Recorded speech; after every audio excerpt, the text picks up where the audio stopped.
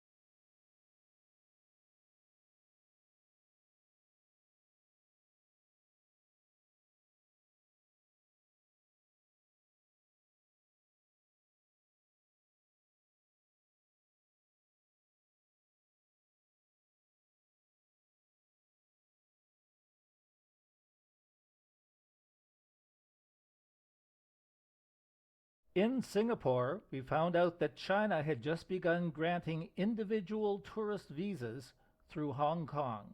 For decades, no tourists were allowed into China.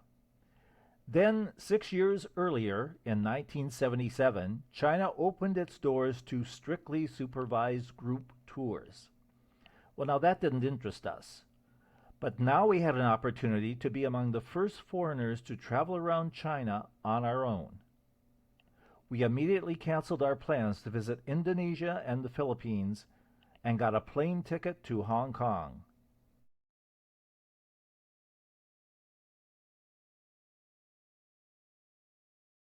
From the plane's window, we could see ships in the South China Sea lining up to dock at Hong Kong Harbor. We could also see typhoon shelters crowded into bays on outlying islands. The descent into Hong Kong was pretty dramatic. We flew past high-rise apartment buildings so close we could actually see in their windows. Because there's precious little flat land for a conventional airport in Hong Kong, planes land in Kowloon on a runway that juts 2 miles out into the water. The city of Hong Kong lies across the channel on an island. To get there, we took the Star Ferry, which crosses the channel every few minutes, and checked into the Sailors and Soldiers Methodist Hostel in downtown Hong Kong. Hong Kong is a city-state. In the late 19th century, China leased Hong Kong to Britain for a period of 99 years. Under British rule, Hong Kong flourished as an intermediary port between China and the West. It gave Britain access to Asia, and it gave China an outlet for trade to Europe and America. During the 20th century, it became a center of capitalism that depended on China, the world's largest communist country, for its very existence. In the 1960s and 70s, refugees fleeing from China's communism and Mao Zedong's Cultural Revolution flooded into Hong Kong, and the population swelled to over 5 million.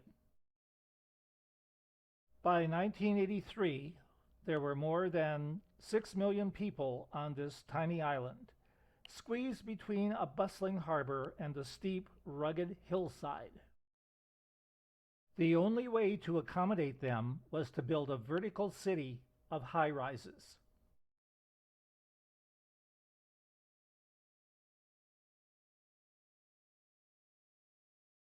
Where even the TV antennae vie for space on the rooftop. On the Esplanade streets bordering the waterfront, we find Hong Kong's 4 leading hotels: the Mandarin, the Hilton, the Furama, and the Peninsula, as well as exclusive clubs and government buildings. A building called the Landmark has the most intriguing interior architecture. Like the other Esplanade buildings, it offers fascinating views of the harbor and the bay.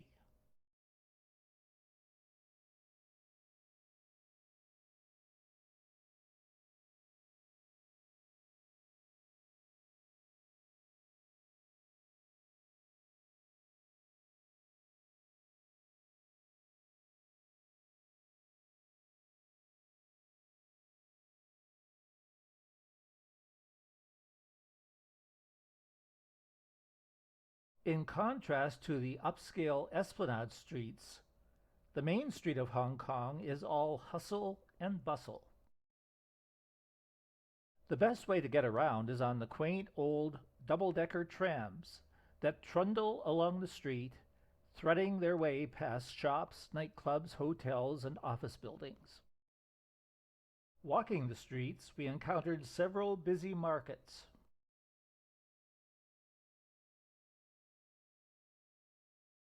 And enjoyed scenes of everyday life.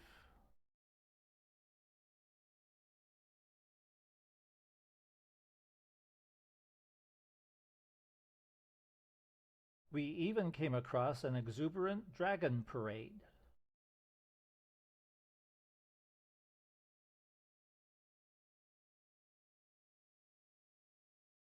As night approaches, the neon lights come on, and Hong Kong becomes the world of Susie Wong. But it was time for us to face our biggest challenge, that 2,000-foot mountain. We climbed up to the residence of the British Governor of Hong Kong, which is just across the road from the Botanical Gardens. A little further up is an old Chinese temple. Inside, enormous coils of incense hang in a pall of smoke. As we climbed higher, the streets became too steep and narrow for cars. We finally gave in and took the funicular cable car the rest of the way up to Victoria Peak. At the summit, we got a spectacular bird's-eye view over Hong Kong Island and the Kowloon Peninsula on the opposite side of the harbor. It's even more impressive in the evening, when the sun sets and the night lights come on. We took trams and buses to various other places on Hong Kong Island.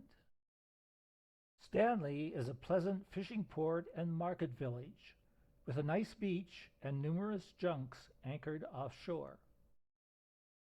Repulse Bay is a popular swimming resort and the coast's most affluent district.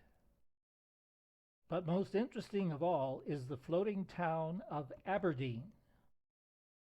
20,000 people live on the thousands of sampans, fishing junks, and trawlers that literally pack the harbor.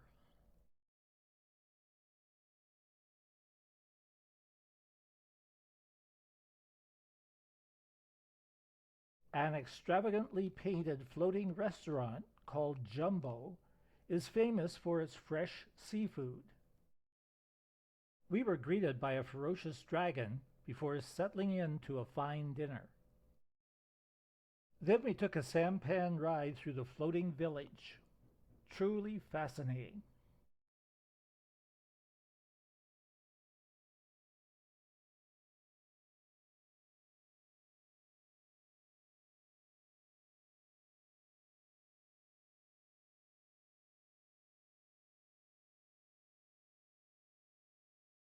Back in central Hong Kong, we got our visas to enter China from the China Travel Service.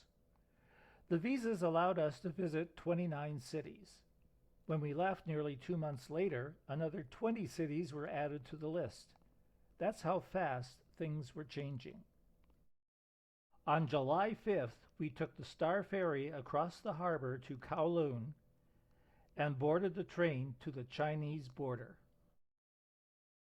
The train stopped at the border in the middle of nowhere, and we walked over a little footbridge into the most populous country in the world.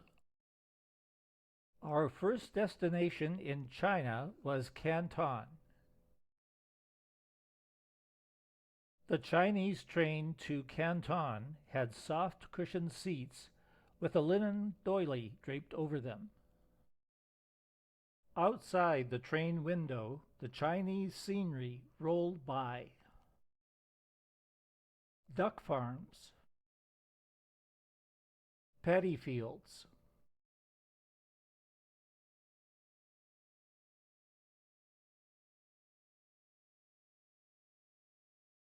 communal farm villages.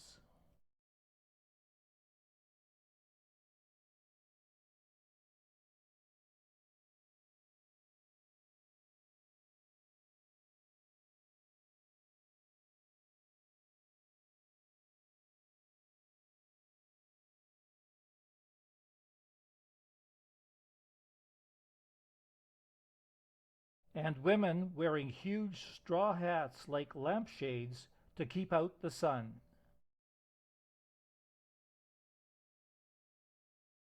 What a striking contrast to the hustle and bustle of Hong Kong.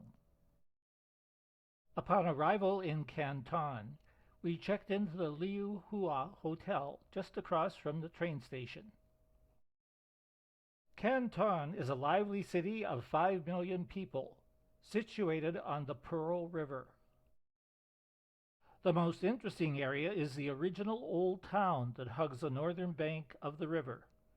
It was the old foreign enclave and is notable for its colonial buildings which housed the trading offices and residences of the British and French in the 18th century. A bridge leads to a pleasant island in the middle of the river. Unfortunately, the rest of this big sprawling city consists mainly of block after block of drab concrete buildings.